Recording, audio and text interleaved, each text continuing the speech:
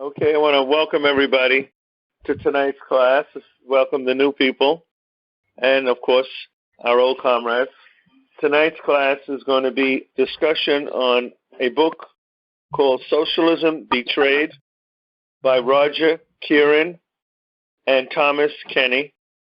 It was written a couple of years ago. It has to do with what happened in the Soviet Union in 1991 and their contention of what happened and what didn't happen.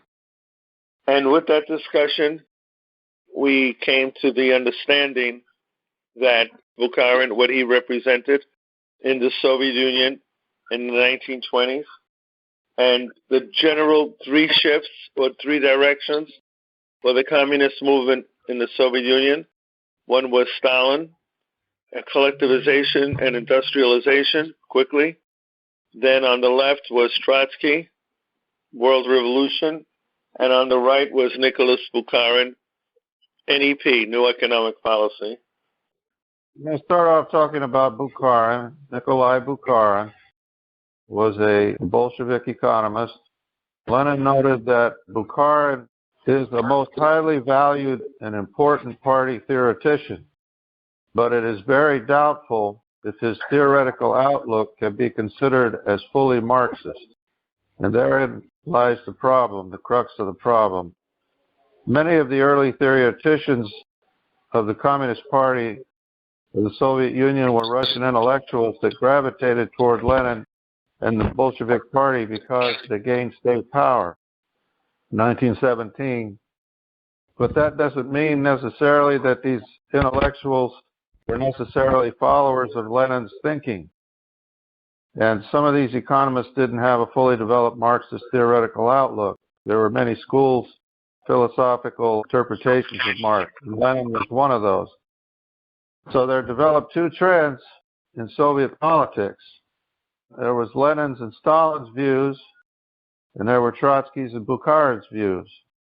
There developed a new economic policy because something had to be done after the war and the Civil War about the economy to develop it. And so Lenin came up with the new economic policy. And on that question, the authors of the book say that the collapse of the Soviet Union did not occur because of an internal economic crisis or popular uprising. It occurred because of the reforms initiated at the top by the Communist Party of the Soviet Union and its General Secretary, Mikhail Gorbachev. These policies of Gorbachev and the party leadership had their origins in the economic theoretical ideas of Nikolai Bukharin. According to Molotov, who had extensive experience in personal relationships with Stalin and Khrushchev, Khrushchev, in essence, was a Bukharinite. Gorbachev, too, was a follower of Bukharin. In fact, he went so far as to rehabilitate him and to serve his own political purposes. There was what they call a de-Stalinization process that was started by Khrushchev. The Gorbachev turned out to be more of a follower of Bukharin's ideas than Khrushchev even was.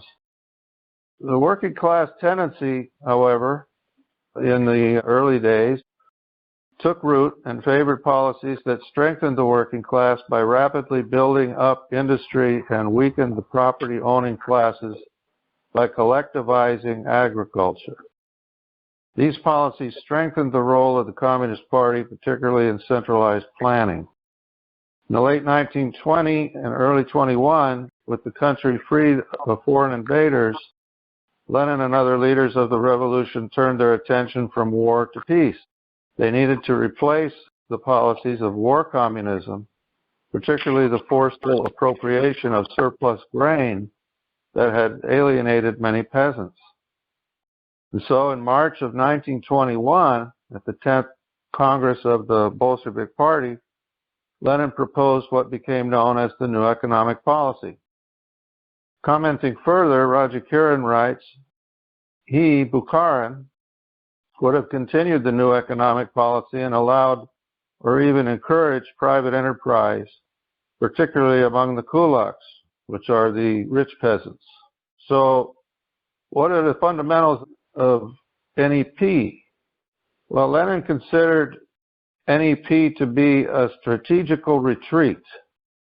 It says that in the substance, new economic policy signifies that having sustained severe defeat on this point, defeated in war and defeated in all kinds of interventions, and the economy was destroyed, he felt that they had to start a strategic retreat.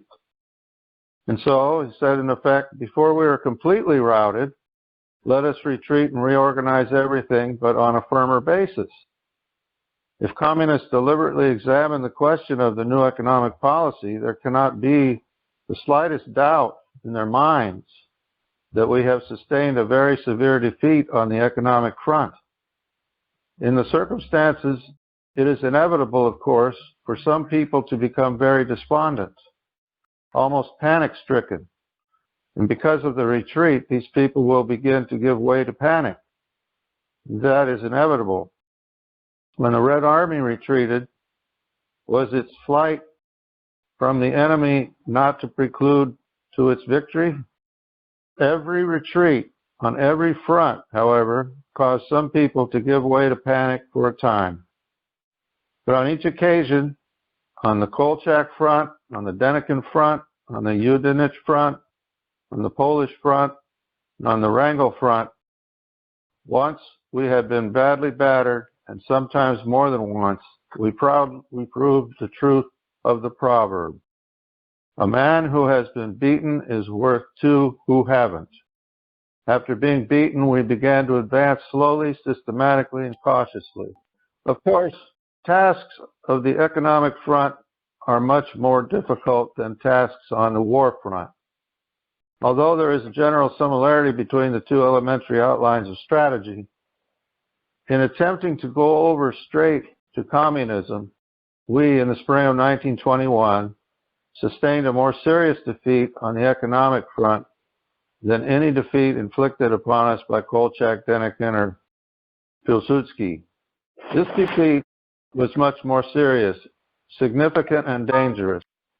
It was expressed in the isolation of the higher administrators of the economic policy from the lower, and the failure to produce that development of the productive forces which the program of the party regards as vital and urgent. The surplus food appropriation system in the rural districts, this direct communist approach to the problem of urban development, hindered the growth of the productive forces and proved to be the main cause of the profound economic and political crisis that we experienced in the spring of 1921. That was why we had to take a step which, from the point of view of our line, cannot be called anything else than a very severe defeat and retreat. Moreover, it cannot be said that this retreat is, like retreats of the Red Army, a completely orderly retreat to previously prepared positions. True, the positions for our present retreat were prepared beforehand. That can be proved by comparing the decisions adopted by our party in 1921 with the one adopted in April 1918, which I have mentioned. Positions were prepared beforehand, but the retreat to these positions took place and is still taking place in many parts of the country. And that's from The New Economic Policy by Lenin. It's volume 33 of his collected works. So the basic parts of the NEP were that a tax in kind replaced the appropriation of peasant grain. So instead of just taking all the grain, they taxed the grain. They encouraged the peasant to produce more. They wanted to increase their production levels. The state used the taxes on peasant produce to revive the state-owned industry. So in other words, the agricultural output financed the building of heavy industry. And that was unheard of. So Lenin agreed that it represented a danger, and he said that it is a form of unrestricted trade. And that means turning back towards capitalism. He didn't have any doubt about that. The NEP was always meant to be a temporary measure for that reason, which is why it only continued for 7 years, from 1921 to 28. And speaking of Bukharin specifically, the author notes that Nikolai Bukharin represented a petty bourgeois or right-wing solution to socialism's way forward. Barrington Moore, who was an American sociologist, pointed out that unlike Lenin, Trotsky, and Stalin, Bukharin never held a high administrative post with major organizational responsibilities. Moreover, as a theoretician, he moved from the extreme left to the extreme right of the political spectrum. Barrington Moore had this to say: Bukharin's positions strongly resemble the views of Western social democracy. While Lenin viewed the NEP as a tactical retreat, Bukharin saw the NEP as the end road of socialism. That's the road to socialism, the NEP. He softened the idea of class struggle to the idea of a peaceful contest between competing interests, between state industry and private industry, between cooperative farms and private farms, in which the former would gradually show their superiority. Stalin's plan for building socialism in the USSR conflicted with Bukharin and Trotsky. There were four main components to Stalin's plan for building socialism. That socialism could be built in one country. Trotsky and Bukharin rejected this concept. Trotsky believed in exporting revolution to other countries when the socialism hadn't been completed in the Soviet Union first. Then there was a policy of self-reliance. Lenin talks about this in 1915 in a lot of his writings on this subject, that we can't depend on forces from the outside. We have to depend on ourselves. And so they built up their country and their economy in the Soviet Union without help from outside. But Bukharin wanted to reach out to the British trade unionists and some other groups, the Social Democrats, and try to get them to come to the aid of the Soviets. And that did not work. One of the great analysis that I got from the old class we had, that I think this is useful for the young people, is we always associate the Stalin period with heavy industry. But that's because that's the time when the Soviet Union industrialized. So once they built that industry, then they had it. So that's why you saw later, they had the service industry and things like that. I think in the West, and mostly Western historians of the Soviet Union, they want to draw a distinction between the Stalin period and the Lenin period. I think it's dialectically false because Stalin was a Leninist. I mean, he did not invent new ideas about heavy industrialization in the Soviet Union, mechanization of agriculture. And I think Lenin defended all those. I mean, he indicated how Russia, a backward industrial country with mature capitalism in the Soviet section of the country, could build heavy industry on its own. So I think after Lenin died, Stalin continued the leader of the Communist Party. So the whole credit must be given to the Communist Party of the Soviet Union. Thank you for that clarification. Thank you. Who were the other people supporting Trotsky and Bukharin, or how strong was the support for them, and how did Stalin come out ahead? The way I do it with my mind is I put Stalin in the center. To the left of him is Trotsky, to the right of him was Bukharin. Why did Comrade Stalin come out ahead? Well, the bourgeoisie says Stalin was power hungry, he wanted all power, and he eliminated people that were opposed to his rule. That's what they say. Now, if we look at the documents that come out of the Soviet Party at the time, what we find out is that 3 or 4 times Stalin offered to resign and step down as the general secretary. Each time, the Central Committee insisted that he stay on, unanimously. Who were the people that supported Trotsky? There was a few people, very few. Zinoviev and eventually Radek were the people that comes to my mind. Who was Bukharin?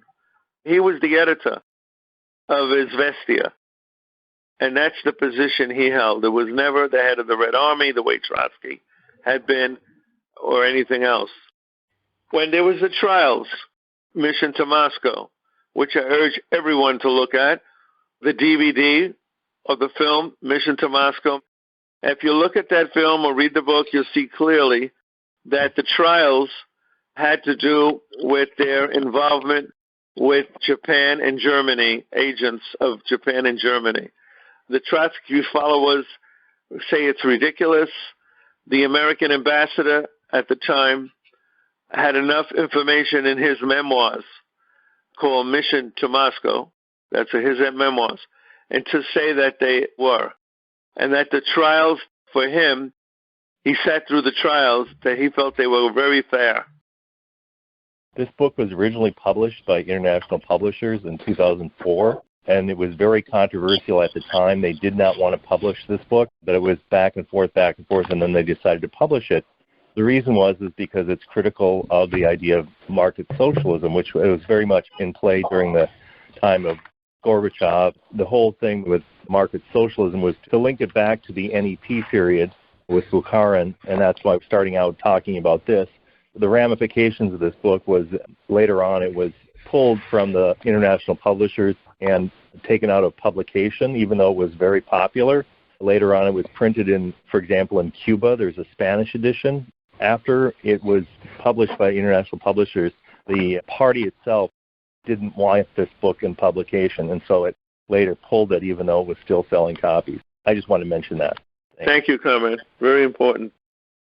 There's an idealistic version of revolution which suggests that socialism should be implemented immediately, no matter the conditions. But when you have a society that has a devastated industry, and most villages have no industry whatsoever, there's no way you can implement planning, even on a localized level, for industry. So you ultimately have to do something that can allow society to eventually industrialize, to prepare for the implementation of planning, which the new economic policy was only suitable option in those conditions. Marx and Stalin, if you go to their works, they're very clear. You do not support the building of a middle class. They're very clear on that. And Marx goes at great lengths to explain the reason for that, and so does Stalin. And that is that when you create a middle class, you're creating the future capitalist class, because the job of a middle class is to eventually become capitalists. That's their aim. And therefore, you do not create socialism, but you're creating capitalism. That's what they both said. When the NEP happened in the Soviet Union, what happened, comrades? Something developed called the Kulaks. The Kulaks were petty bourgeois peasants, middle-class peasants. And they were the ones who were messing up the distribution of the grain. They were holding it back. And that's one of the main reasons they got rid of the NEP, because it was creating the middle class. I want to remind people of that. How were the anarchists within the situation as the Soviet Union was being built up? The anarchists, by that time, by 1928, when the new economic policy ended, they were not part of the equation anymore. They were part of the equation in the beginning, the Kronstadt Rebellion, in the very beginning. That's when they had their heyday. But after that was put down by Trotsky and the leadership at the time, they were not part of the equation anymore. In fact, most radicals, when they feel impotent, they resort to terrorism, and that's when they shot Lenin. Fanny Kaplan, an anarchist, was the one who shot Lenin. He eventually died from those bullet wounds. I'm aware that Stalin tried to resign at least 3 times, and I've looked into it, and I've used this argument with liberals a few times. However, the counter-argument that I've received is that Stalin was not sincere in his resignations, that his resignations were similar to the Roman dictators who would resign just to gain sympathy among the masses. Was he sincere, or was this a political tactic?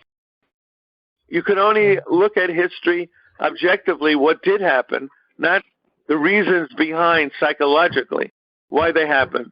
It's what did happen, and did happen is that comment, Stalin tried to resign. That's what I would say to anybody who says that about anything in history about, well, they did do this, but why did they do it? There's no way for us to know, comrade. Regarding the point about people saying, oh, Stalin didn't mean it, he was just being phony, he was just pretending to want to resign. Well, obviously, that cannot be proven psychologically why Stalin did it, but on that point, one point related to that is, I believe there were several occasions in the 30s where Stalin made a proposal to the Central Committee, and the Central Committee voted against him. They did not adopt the proposals that he was pushing for. And also, more generally, on the question of Stalin and the Moscow trials, and also Trotsky, Grover Furr has written several books on this topic, and from all that I've seen and heard of them so far, they seem to be very good works on the subject. They're certainly very controversial. Many people disagree with them, but from what I've seen, they go a long way towards showing that all these fables that get made up about Stalin, that were made up about Stalin by Khrushchev, were inaccurate, and that Trotsky really was the rogue that communists thought he was, were saying he was for years. Okay, thank you, comrade. Glad you brought up that, because I'd forgotten about that analogy. I had discussed that about not having a middle class, and I had forgotten about that. I'm glad you just brought that up, because one of the former leaders of my union, Public Employees Federation, who was a communist, talked about the problems with our union because they were professional employees. And he said the problem with many of the members of our union is because of their education and their standing, many of them had hopes of becoming management. They had hopes of one day becoming management. So many of them never wanted to go too far or challenge authority too much, because they wanted to maintain good relations with management, because they hoped that in the future that's where they would wind up management. And it ties in specifically, and we had talked about that, about the analogy with Marx and Stalin, why you should not have a middle class. And that's the analogy we brought up 25, 30 years ago when we were talking about the problems of the professional employees. Okay, comrade. Thank you. Where I was talking before the break was that I was explaining Stalin's interpretation of the Soviet economy and what his plan was and why he was having so much difficulty with Trotsky and Bukharin. He said that Stalin's plan was for building socialism in the USSR, and that conflicted with Bukharin and Trotsky's views. There were four main components to Stalin's plan for building socialism. Number one, socialism could be built in one country. Stalin also believed firmly in the Leninist idea of self-reliance. There was also the policy of rapid industrialization. There are some quotes by Stalin that they had to industrialize in as little as 10 years, or they'd be dead, because he was anticipating another invasion, which came to pass in World War II. And then there was the financing, which I mentioned earlier. The financing for the rapid industrialization came by increasing agricultural yields. The peasants who were well off were called Kulaks, and they were the opposition to the collectivization of agriculture, and they were the opposition to rapid industrialization because it interfered with their operation that they had, which was making money. Stalin used to call them the middle strata, the middle class. They were sort of middle class people. That was a class that could not continue. It had to be liquidated. So they called it the liquidation of the Kulaks as a class. There's a British historian by the name of E.H. Carr who called the formation of the problem and its solution proof of Stalin's political genius. With these ideas, these four ideas that I just outlined, Stalin defeated first Trotsky and then Bukharin. Moreover, as Carr noted, he saved the revolution. More than 10 years after Lenin's revolution, Stalin made a second revolution, without which Lenin's revolution would have run out into the sand. In this sense, Stalin continued and fulfilled Leninism. Stalin was a dedicated Leninist, and he was going to build socialism no matter what. The new economic program came to an end in 1928. I just want to mention that there's a debate going on, and it has to do with market socialism. And they don't call it that. The people that are involved in the communist movement who support it, they never use that term. It was the term that we used in the beginning when perestroika in the Soviet Union under Gorbachev was mentioned. It was called market socialism, but since then it has been dropped. But in Vietnam, they call it Hanoi, the reforms. In China, it's called socialism with Chinese characteristics. In Cuba, recently, there was discussions on this. I just wanted to remind people, 500,000 Cubans were taken off state employment. They were just cut out, and they were told, now you have an opportunity to open your own business. It was put into the Constitution. They all voted on the Constitution. It was a big discussion. And there have been areas where there have been pullbacks. Some claim it was Raul. Some claim the new president. It was definitely not Fidel. He was opposed to this from the beginning, these new reforms. But they did open up certain things in Cuba, like you could open up your own restaurant, but you could only have your family members work there. You cannot live off the labor of another human being, and that's what the middle class does. The candy store in France, they call it petit bourgeois, small capitalist, petit bourgeois. And the shopkeeper, the lawyer, the person who has their own little small business.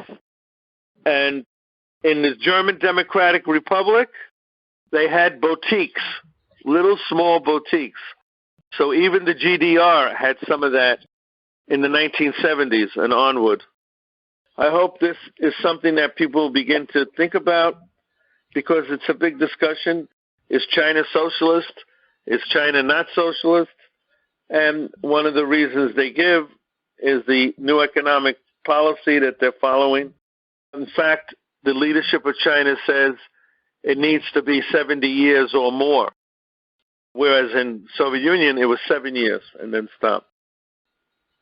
Somebody had a question of just how popular is Trotsky, and if you read the small pamphlet or booklet, whatever you want to call it, Mastering Bolshevism, you'll see that after a long deliberation period and after a referendum, I think Trotsky and his camp got less than 1% of the vote, or around 1% of the vote. 1%. It was very small numbers. If anybody that doesn't have the book, if you want it electronically, just put into Google Socialism Betrayed PDF, and it'll come right up. I think it's important to remember, too, that the Kulaks, this was a big group of families.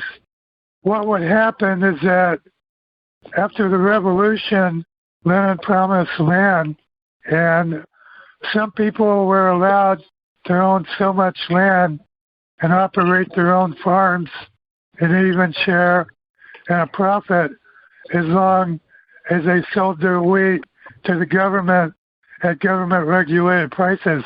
But the Kulaks objected, even in times of famine and drought, when they refused to sell to the government at their prices and burned their crops while their neighbors were starving. It was not a nice group of people.